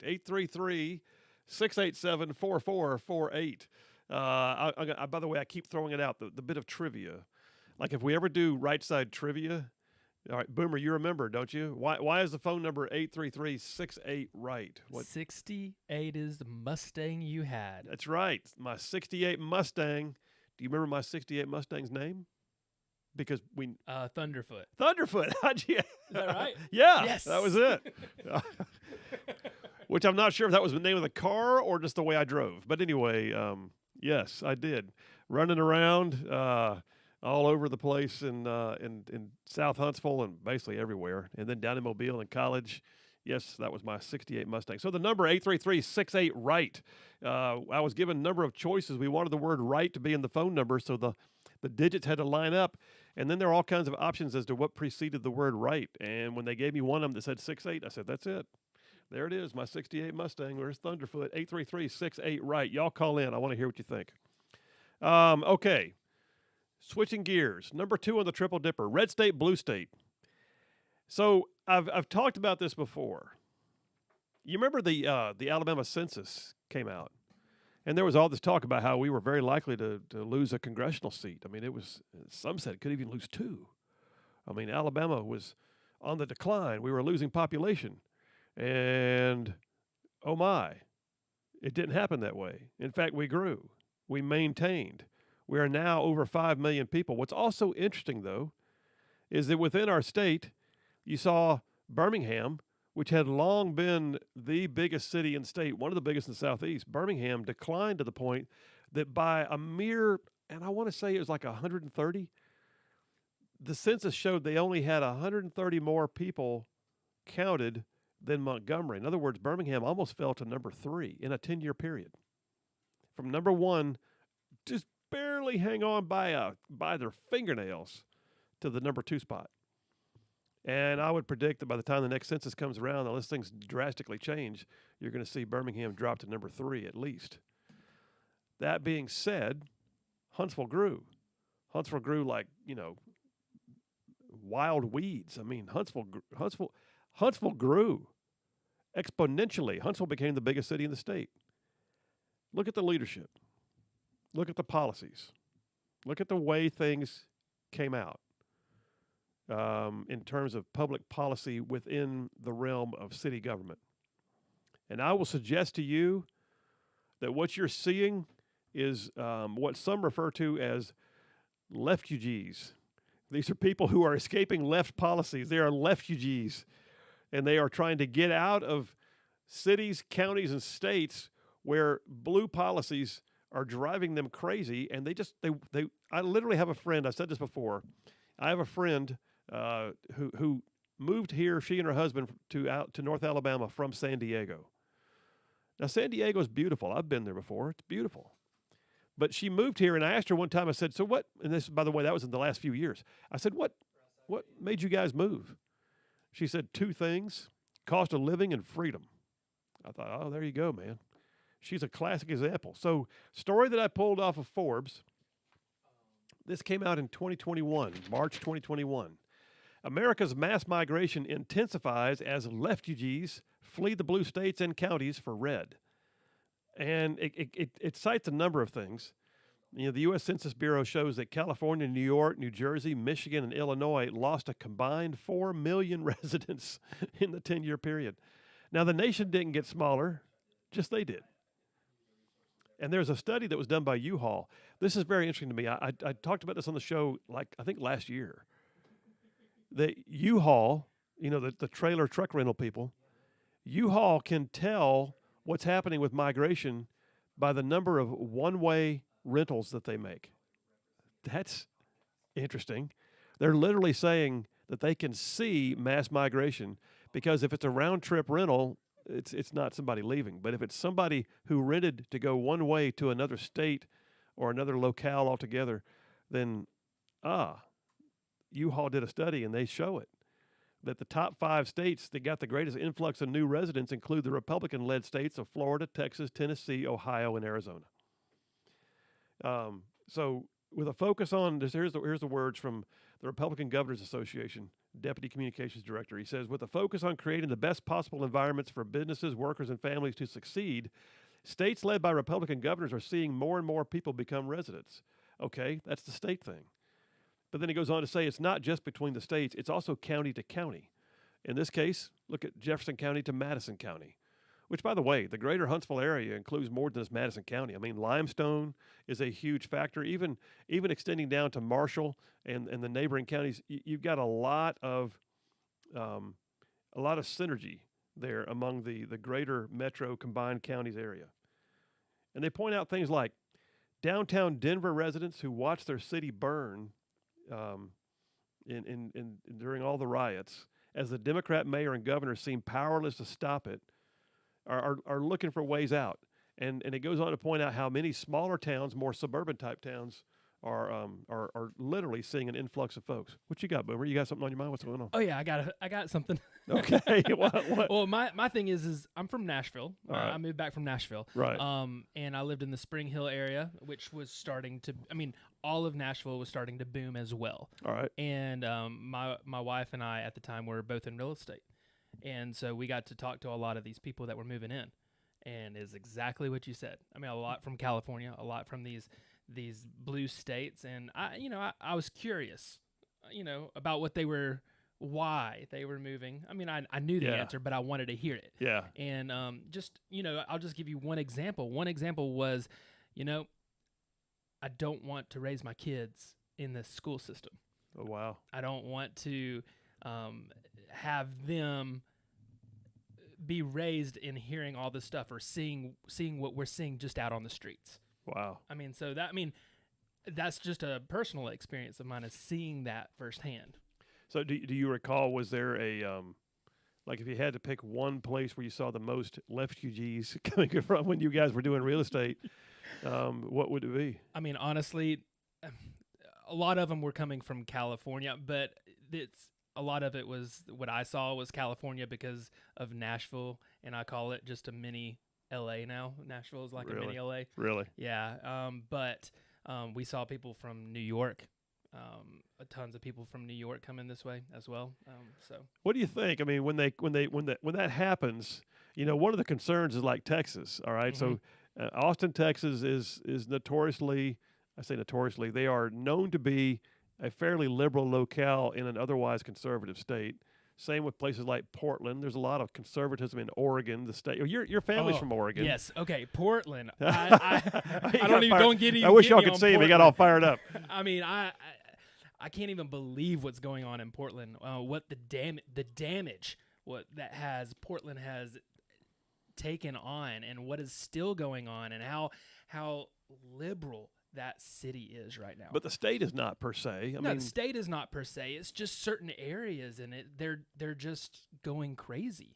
So, do you think that, like, when you saw the influx of folks to Nashville, you guys, and by the way, you said my wife at the time. You didn't mean it that way. She's not your wife. She's your wife now. My wife now. I mean, at the time when we lived there. Okay, gotcha.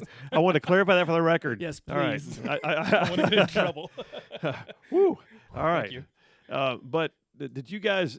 I mean, were these conservatives who were vacating a blue area, or were these folks who were going to move here because they like some of what we have to offer, but they're going to bring their politics and make it blue? I saw a lot of Republicans, red people moving here. Okay, you saw the red trying to get to the red places, and maybe a few Democrats, but it was more on the fact of they just did not like what they were seeing. All right, good enough. Mm-hmm. All right, listen, this story I've got, the next story I've got here, in the same vein, blue state, red state, blue state. FoxNews.com, dated May 31st of this year. Americans flee blue cities for red states during the pandemic. So what happened was, what we're saying, they're saying that the trend towards remote work freed people up. Then a lot of them, since they got put out for remote work, and it seems like it's going to maintain for some, they realized they could be more productive working from home, but they also didn't have to live inside the city limits. They didn't have to live, bound to a certain office space. Now, me personally, I like the idea of going to work. I can work from home, and there's times when I'll take the work home and get something done at the house that I couldn't get done at the office because there's fewer interruptions or whatever. But for the most part, I like going to work. Now, here's the thing, though. It points out the fact that when this happened, one of the results of the COVID pandemic is that more and more people are now exiting the metro areas to move out to the suburbs because they can. Like, for instance, in Texas, the fastest rate of growth during the time span expanded by 10.5% in Georgetown, Texas. 10% growth. Another city called Leander, Texas, 10.1%. New Braunfels, 8.3%. These are major. Two Arizona cities, Queen Creek Town, 8.9%. Buckeye, Arizona, 8.6%. The top 15 cities by rate of population growth in the last census were all concentrated in red states. Whereas New York City, for instance, saw a population decrease of 3.5%, which you think, okay, just 3.5%. That's 305,000 people. 3.5% is 305,000 people that left New York City. And then you got places like San Jose down 2.7, Chicago down 1.6, Philadelphia down 1.5, Dallas down 1.1, LA down a full percent. And all this to say, people are exiting the places where they are not allowed to have the freedoms and the right to the enjoyment of their life that they see happening in the red states and in the red locales. I got a little more on this. Let's go ahead and take a break now, brother. We'll do that right now. We'll come right back, and we'll sort of put the cap on this section. Red state, blue state. What are your thoughts? By the way, I would love if somebody out there wanted to call in and say, I moved here from a blue state, and here's why. 833-68-RIGHT. That's the phone number. Phil Williams, Rightside Radio. We'll be right back.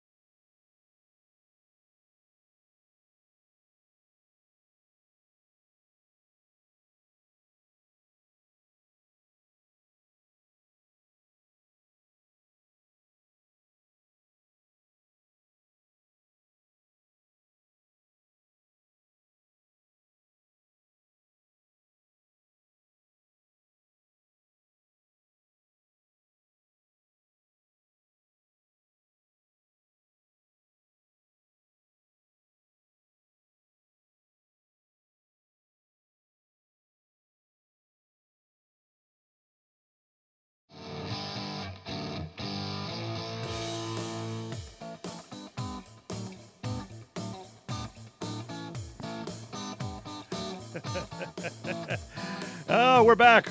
Phil Williams, Right Side Radio, covering all of North Alabama. Silent conservative, just plain right, with a new Van Halen bump. That was I haven't heard that one. Is that one new on the list or what? New on the list. I like to surprise you a little bit. That one did me right. Yes. I started laughing. That was just good. Hey, real quick, I got a caller, but let me go to this real quick. So J-Town just wanted me to clarify, and I get it totally, but I didn't take it this way. I knew what he meant, but I'll clarify for him. He said, please clarify that when I said the idiots on January 6th, I was referring to the ones who entered the Capitol, assaulted cops, or encouraged other folks to do so. I knew that. I mean. I think the rest of y'all did too. I mean, J-Town is a conservative appointed by Trump to be a U.S. attorney. He understands the First Amendment, and I did not take that to mean that he felt like anybody who went and made their voices heard was in some way, an idiot. No, I don't think that at all. Now, were there idiots on January 6th? Sure. Do I think the January 6th Commission is also full of idiots? Yes, I do. All right, I got a caller on line one. Let me grab that. Dan from Rogersville. Hey, Dan, Phil Williams, how you doing? I'm doing great now that I'm down here. I like it. Red state, blue states. Where'd you come from? Outside of Chicago. Oh up yeah, in the suburbs. Okay. So what brought you to the great state of Alabama? I do have some family. My wife has some. She does have some family. Hers are closer. I have like third cousins, but up there, I owned a tree business. I sold it. And I just wanted to get out. It was hard to be up there. Too much going on. The politics were bad. Visited down here a couple times with family and thought, why am I up there when this is so beautiful down here? And I have to tell you, everybody's nice down here. I agree. Well, how long have you been here, Dan? Since last May. Last May. All right. So you're pretty much still honeymooning, I guess. Yes, sir. Well, welcome to Alabama. Welcome home, Dan. Yes. This feels like home. Sweet home, Alabama. It feels like it. Oh, man, I like it. All right. Hey, thanks for calling in and letting us know. I appreciate that. You have a great day, sir. And thank you. I just love listening to you. I appreciate Keep it, man. on going. You sound like a right side ruffian. Appreciate you. All right, listen, that's just cool. And you know what? I know there's other stories are out there. I'd love to know if somebody moved here from a blue state, what brought you here? Or for that matter, if the job just brought you here, but then you got here and went, wow. I would love to know that because I've lived all over the world, me personally. And, sometimes as a kid, so I can't tell you that I see everything from the grown-up perspective, but, as a military kid, we moved, lived in London, England, 7th, 8th, and 9th grade. Very cool, life-changing moments over there. But I've also lived in California. I've lived in Kansas. I've lived in Mississippi. I've lived in Georgia. I've lived in, where else? I've lived in D.C. I've lived, of course, in Alabama, multiple places in Alabama. Been around the block a few times. And I'll be honest with you. Not only is this home in a traditional sense, this is home because I don't want to be anywhere else. I love this state. And I am not content to just, not say something when it needs to be said, in part because I love this state. It's like you love your kids. You don't want to fuss all the time, but when there's something that goes wrong, sometimes you have to say things because you want them to grow up knowing right from wrong. And I'm not trying to say, and I'm the adult in the room, so I'm not saying that at all. What I'm trying to do is just transliterate that over to the idea that I cannot be silent when I see things. That's why this show is so important. That's why I believe it's taken off and is already syndicated 1 year in. And that's why we're going to continue to try and grow it and just move our way all the way down to the coast and blanket the state of Alabama. Why? Because I unabashedly love this state, but I also love the Lord, and I love being a conservative, and I don't mind every bit of it coming out. And I think the audience has recognized that too. Did you have a call? A guy named Jake who called in? What was that? Yeah. He called in, and we didn't want to come on the air, but he's from Kansas. And he said, we moved here because there's just more opportunity in Alabama. So that's what he was wanting us to say. That's very cool. Yeah. All right. So, you don't know what part of Kansas he moved from? No. All right. Didn't get that. I spent some time in Kansas as a kid, lived there early as a kid. We were stationed at Fort Riley. But then at the same time, I went back to Fort Riley for some training, and I kind of thought that I'd go up there for a summer in Kansas, and the summer be moderate.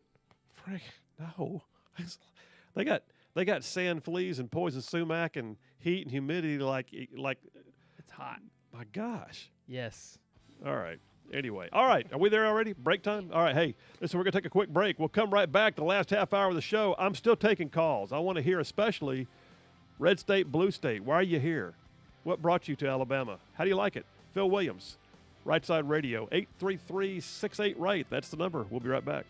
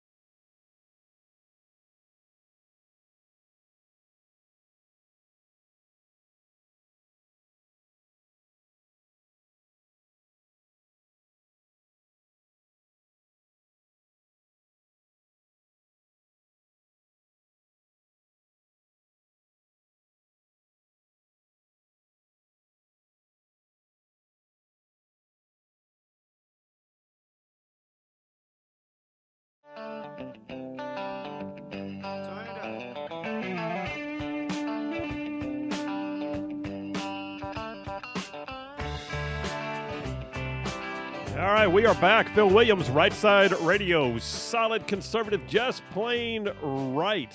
Covering all of North Alabama. Here we are. It is now 4:34 p.m. Go home time for a bunch of y'all. Spotty rains out there, so be careful on the roads. Just be weather aware as you're heading out the door.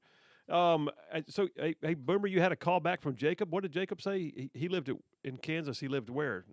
Near Fort Riley, is that right? Yes, sir. He Near did? Fort Riley, yes. Near or at Fort Riley? At Fort Riley. All right. And then there was one other place that I should have written down, and I did not, because I got another caller. Well, the bottom line was I can dig it. I've been to Fort Riley, lived there, trained there. Good enough. Hey, thanks, Jacob. And if that was because of military service, then thank you for that too. And then you had another caller. What did Brian? Brian called in and said something about. Oh, I know what it was. Brian said, "How about those folks that listen to your podcast from California? Why did they go to California?" I'm under the assumption, though, Brian, that they are trapped there, and we need to break them out. That's Definitely trapped. Definitely trapped. You got a caller on the. Oh, we do. Is that Leanne? Leanne from Huntsville. How are you doing today? Well, I am just fine, considering the circumstance in our surrounding world. But I had a secondary theory on why the FBI raided Donald Trump's home in Florida. Okay.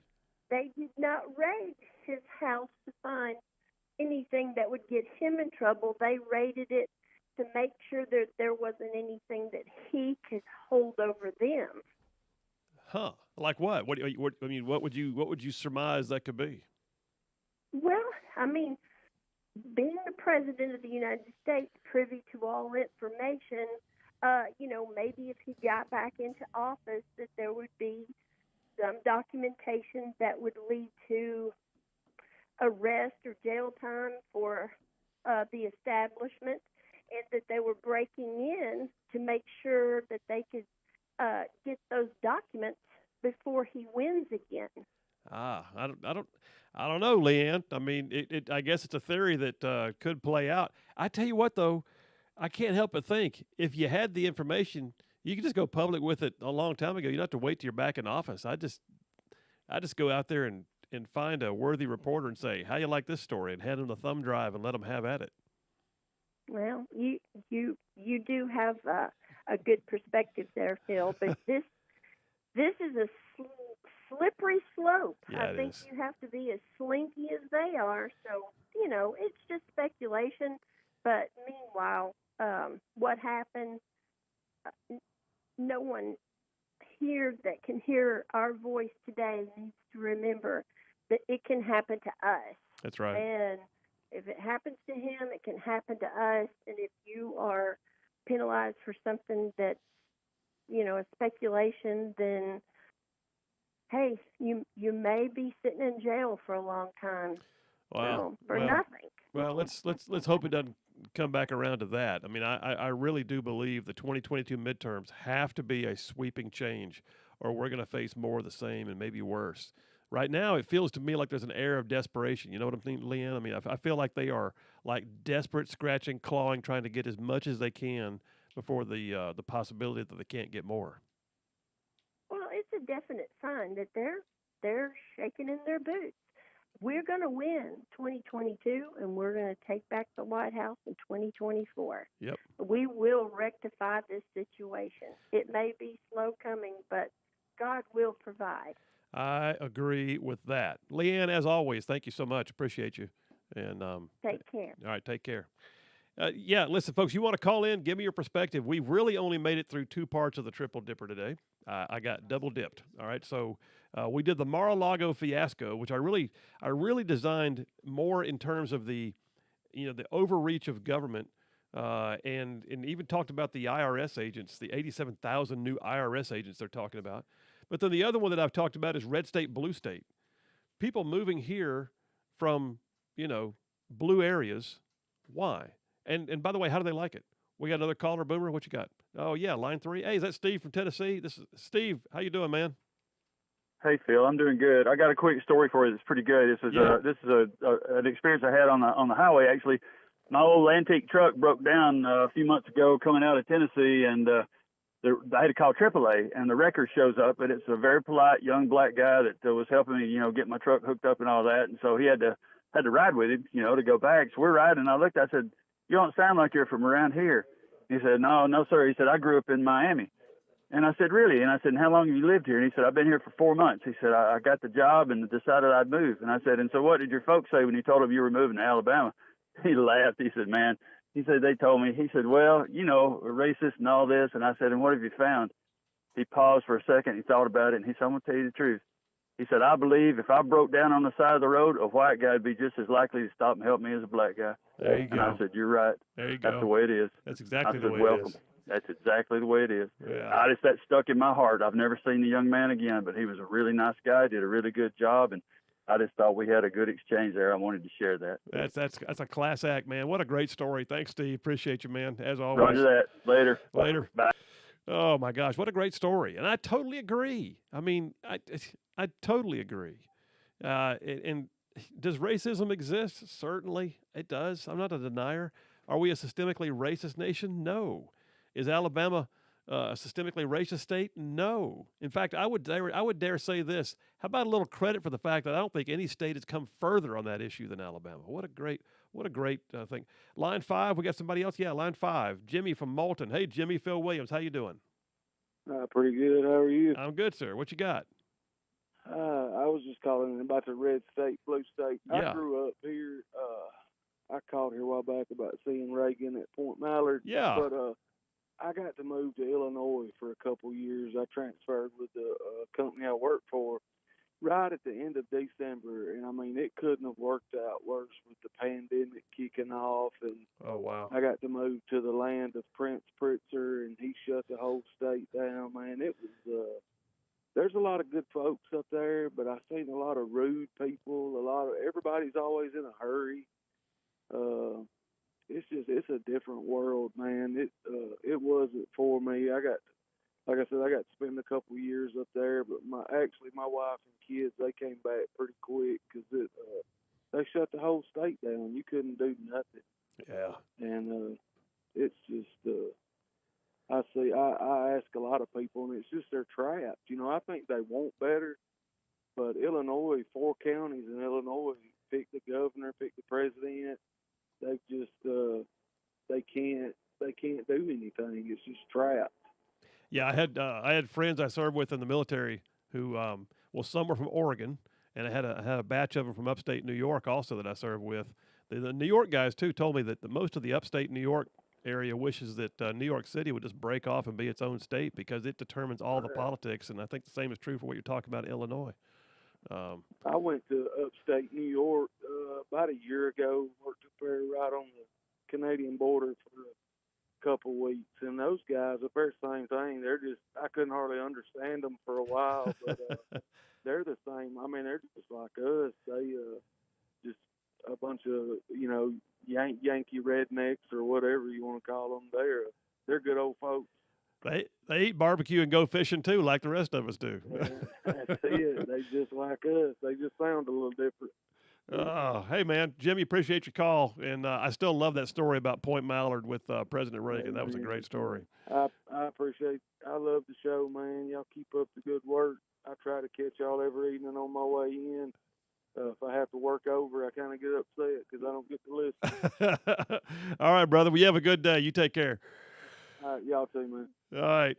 Listen, I got an article here. By the way, if you want to call in, I'm loving this. 833-68-RIGHT. That's 833-687-4448. I got a story here from Fox News. Lawrence Jones was asking the question if Democrats should worry about the mass exodus from blue states. This story just came out July 31st. So we were talking about what? We're literally just 10 days ago, 9 days ago. So Fox News host Lawrence Jones asked a former Biden surrogate, Kevin Walling, in other words, there's the Democrat, and Outkick host Tommy Lauren, there's the Republican, about mass immigration from Democrat-run states. All right. So Kevin Walling's response was, he tried to talk it down. You can imagine. He says, this is the liberal view. This is the liberal view about why the population of Democrat-run states is diminishing. He said, I think it's partly part policy related, but I also think it's coming out of the pandemic. Americans are realizing they can work from anywhere. So, why be in downtown in a city when you can live by a beach or get great barbecue or great music like in Austin? To which Tommy Lauren said, if people wanted to be in a beautiful place, they'd be fleeing to California. Said it's 100% the policies, and it's the Democrat policies that people are fleeing from. She said, where I agree with Kevin, the liberal, is that during the pandemic, people realized they shouldn't be locked down, they shouldn't be infringed upon, and so they moved to the great red states that had freedom and had reopening economies. That is true. People are fleeing to places, she says, that have that key word, freedom. There's a lot of wonderful liberal states that have natural resources, that have beaches, that have mountains, have wonderful things to offer, but the politicians are not offering them what they want. Summarized it succinctly and perfectly, I would say. There it was. Blue state, red state in a nutshell. All right, tell you what, Boomer, perfect time, man. Let's go ahead and take the break right now. We'll do that. And I got to tell you, folks, as we're moving out for this break, if you're driving home wondering, what am I doing for dinner? Consider Just Love Coffee Cafe. Just Love Coffee Cafe, 2 locations, Hughes Road in Madison, another on South Memorial Parkway in Huntsville. They have got it going on. They've got food like you would not believe, but they've got amazing coffees. You know what you might want to do? Maybe you flip that. You do it for breakfast on the way in the morning. Oh, there you go. All right, Just Love Coffee Cafe, 2 locations, Hughes Road in Madison, Memorial Parkway in Huntsville. Tell them you heard about it on the right side. Phil Williams, we'll be right back.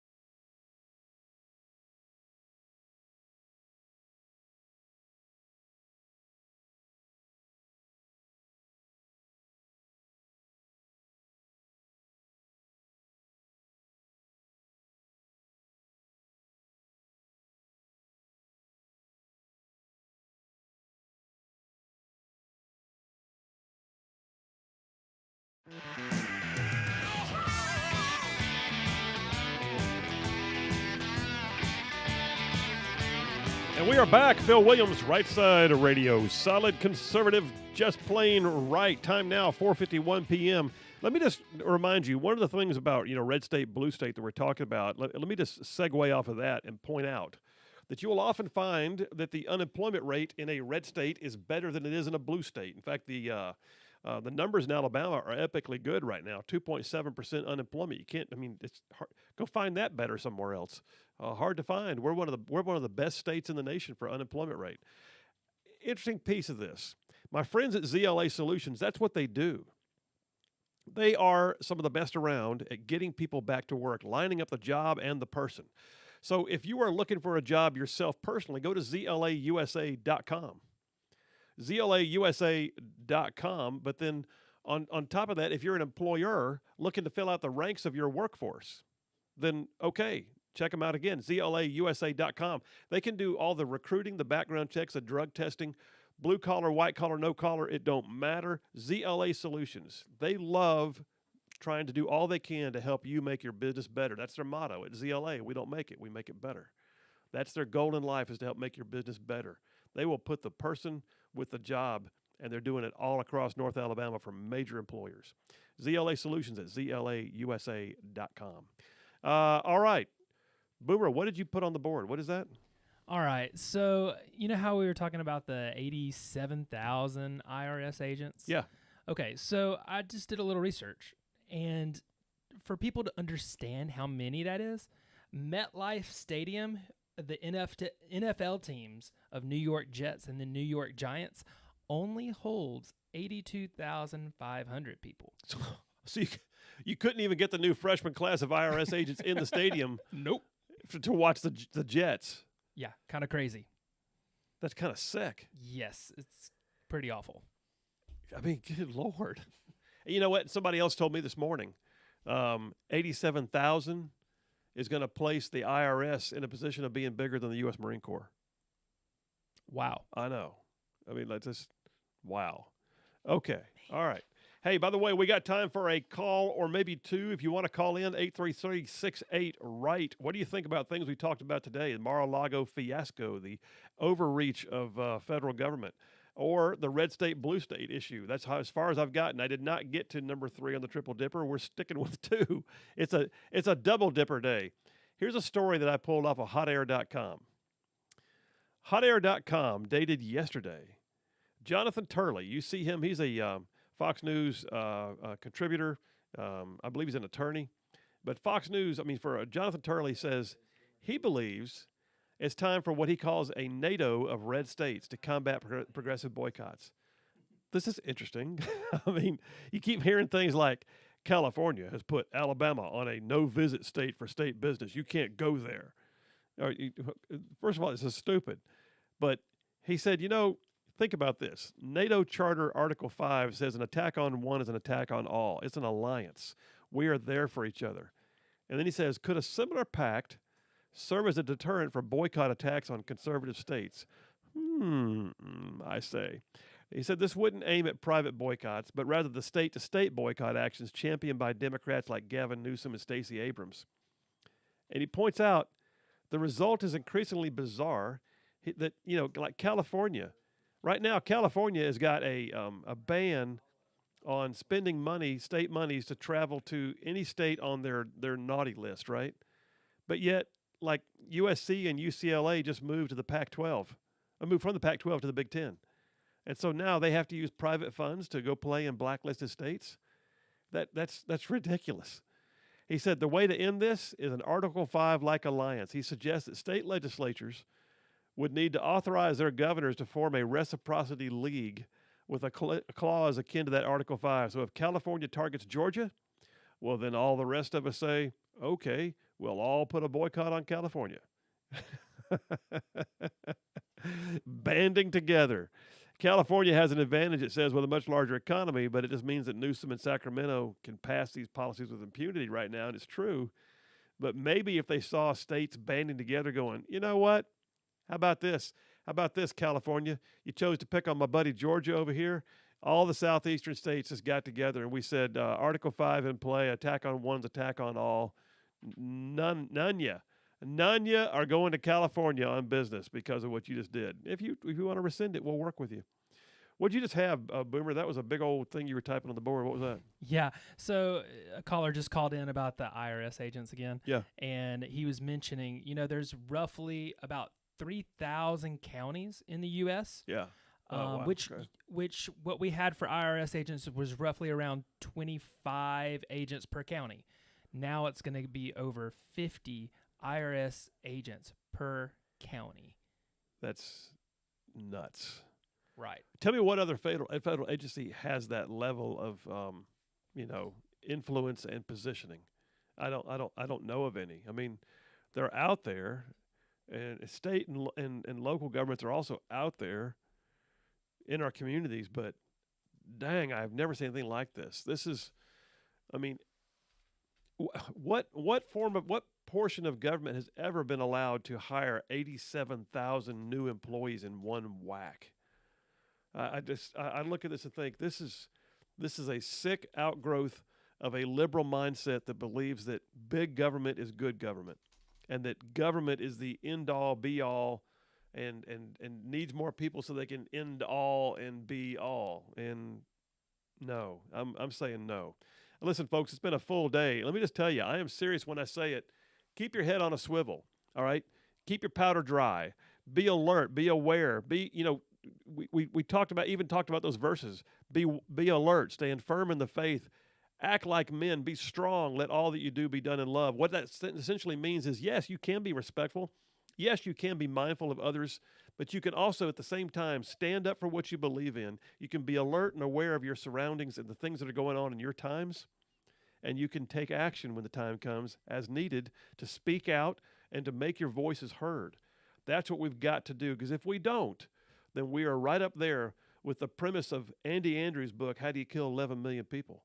You kill 11 million people by never questioning your government. That's a big deal. All right, coming up next, you got the great one, Mark Levin. We're back here tomorrow at 2. Boomer and I in studio. You guys have an amazing night. We will see you tomorrow. Right Side Radio, solid, conservative, and just plain right.